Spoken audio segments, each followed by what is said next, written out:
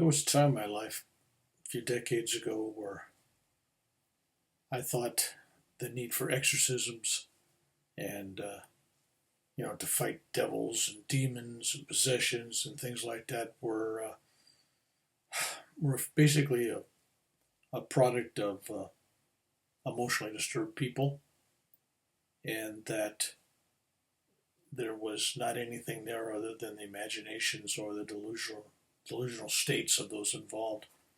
So I was never really taking it that serious back, like I said, decades ago. And then about 1990, uh, it had changed. I I was approached by a relative who asked me to do an exorcism, and she knew that I had studied a lot of different things. In fact, when I lived in the Hawaiian Islands, I studied under a kahuna. I was his apprentice, basically. And she knew I also delved in all kinds of things and have had certain abilities and powers, and she thought I was the person that needed to help her. At the time, I'm going, well, you know, maybe I could do something, and she will believe in it, and this will help her mental state as well. And okay. So I said, okay, let's meet. So I met her, and she discussed the problem. And she talked about how one of her daughter's dolls spontaneously combusted into fire inside the house, sitting on a shelf or something. And radios, television sets would just go on at random, and she'd walk outside. Next thing you know, her doors would lock and her windows would lock. She'd be locked out of the house.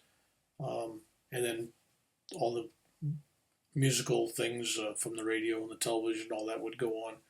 Anyway, she just gave example after example, and she talked about she was out in my neck of the woods, and she was driving through this part of the countryside, and all of a sudden she comes this big cloudy mass of fog, and she drives into it, and you can't see a foot ahead of you. It's total, just encompassed by white. It's in the daytime. It was a sunny day, and all of a sudden she's in the middle of this, and her car engine on her Cadillac stops, freezes up.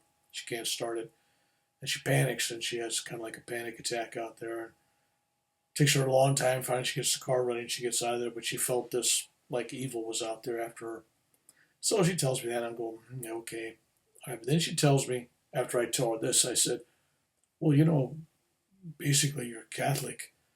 Have you approached a Catholic priest on this? And she says, yes, I went to two.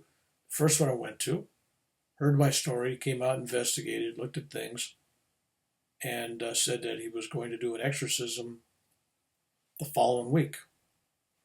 And I said, okay, what happened?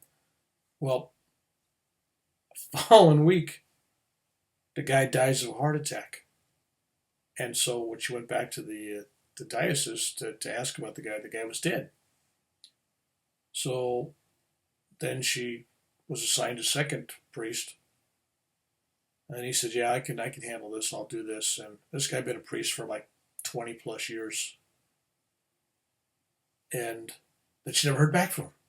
So she goes to the diocese and finds out that since the time she talked to him, and a couple of weeks later, all of a sudden he left the ministry.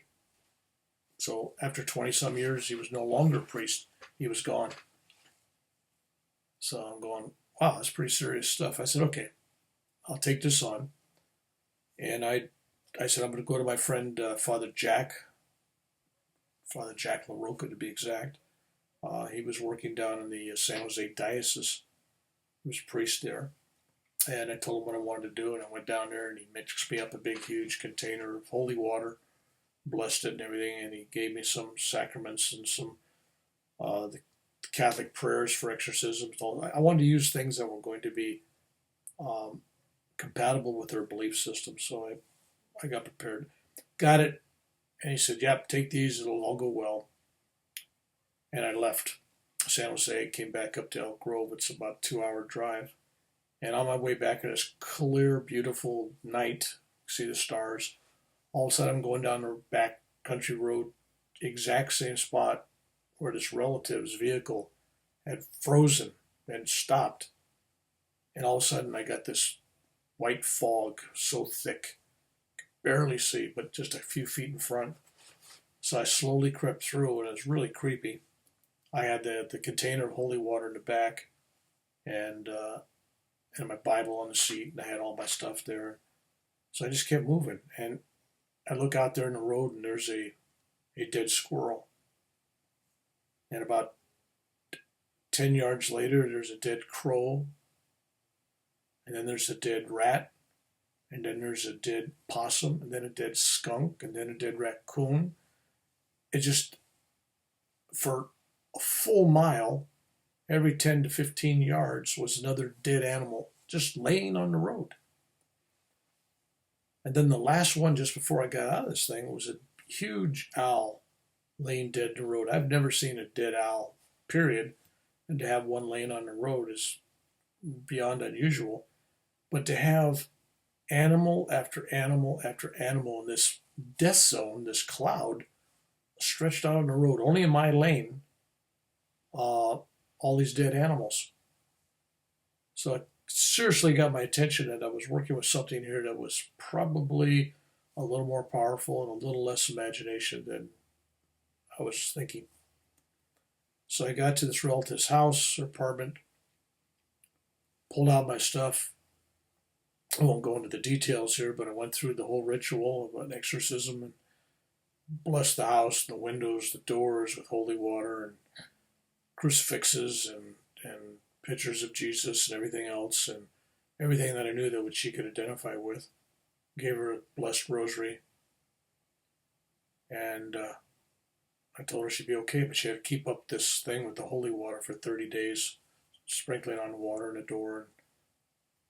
And then I left, thinking, okay, but I felt like I stirred something up. And when I got home in my house, I had this feeling like there was something really evil outside, that I really angered somebody's. So I went out in the darkness of my backyard, and I look out at my yard, and there was like this dome of light, like a light, like a glass bowl over the top of my house, up about 30 feet, and just a dome. You could tell it was energy. And outside of that dome of energy were the most hideous, ugliest, vicious, mean, cruel looking beings, spirits, demons, whatever they were, angrily banging on this thing trying to get in. And I'm thinking, wow, this is really crazy. This is beyond crazy. But I had prayed when I did this exorcism, I had prayed that my family and my home would be protected. And because after seeing what happened to the two priests, I was concerned.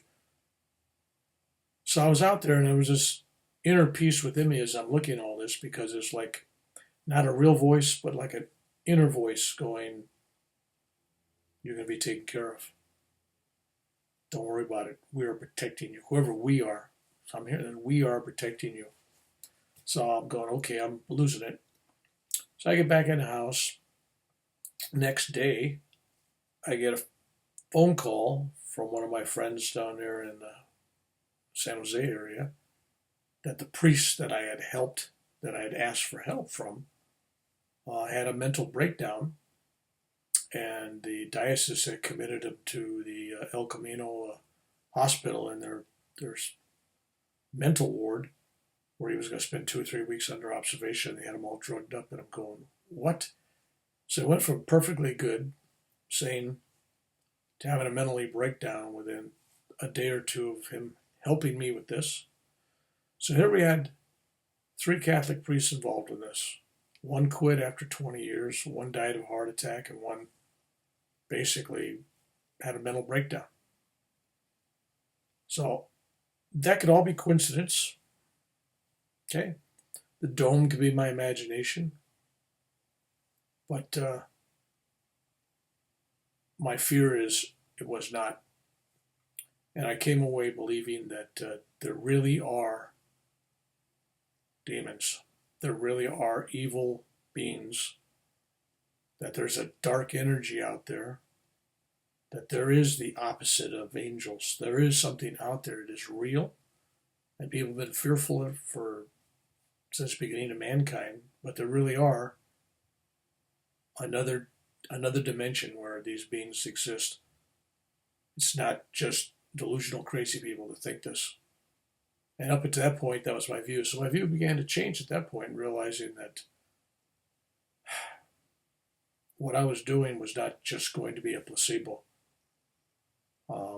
And I just thank God that I was strong enough to be able to do this. Now, obviously, my energy level went down pretty good after this ceremony, and I was exhausted, but I felt protected. And this relative kept up for 30 days, and then everything seemed to go away. So whatever it was, it came, it existed, it harassed this relative, it made her life miserable. There was a lot of stories that I could tell. I don't want to because it may identify her, but a lot of things happened to her. And at one time she thought she was losing her own sanity because of all these things. She was questioning herself. So that's my story. I haven't publicly talked about this. I mentioned it in a book, but I haven't publicly talked about this for a lot of obvious reasons.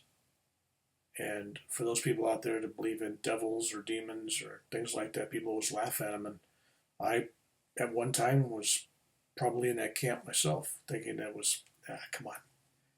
But there really is an evil, negative, dark energy.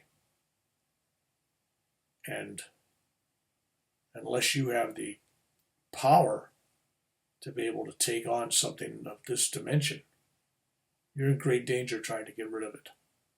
So these three priests were all spiritual people. They were all religious people. They didn't have that power to withstand this negative energy, and basically destroyed all their careers. So that was an exorcism, and that was back around 1990, and I stand by it. It is as I says it was. Now, maybe I'm crazy. Maybe the person I helped's crazy. Maybe the three priests were crazy. But I give you the story, let you be the judge.